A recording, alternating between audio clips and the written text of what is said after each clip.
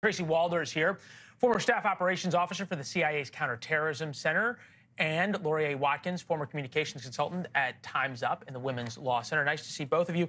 I want to start with you, Tracy, because you are also an FBI agent. As we watch these demonstrations, if you want to call them that, these pro-Hamas rallies, are we to believe that they just all sort of sprouted up all of a sudden around America, that there's not some larger organizing force that is pro-Hamas?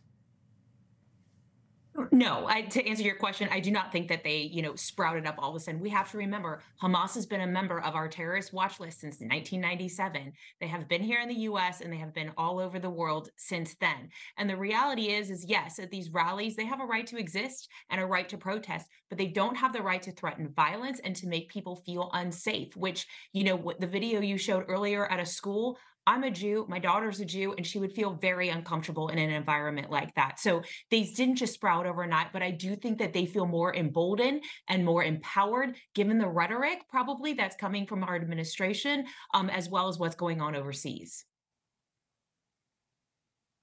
I go back to, for so long, we have heard you must call out every aggression, every microaggression must be dealt with immediately.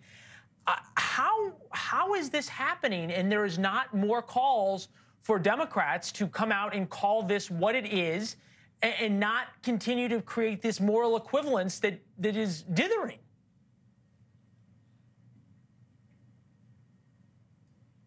So I guess to answer that question, I think that is highly problematic. Look, folks learn from the administration and from our leaders in power. And you're right, it's so interesting, obviously working at CIA in the Counterterrorism Center just after September 11th, really the rhetoric was very united. And that's not what we're seeing here. And that is highly problematic because it is marginalizing a section of the population when you have a party that's basically split in terms of how we should deal with this.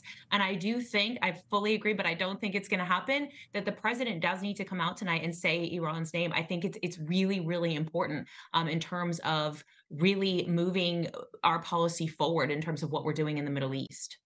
Thanks for watching. Go to newsnationnow.com to find NewsNation on your television provider. And don't forget to subscribe. Click the red button to get more of NewsNation's fact-driven, unbiased coverage.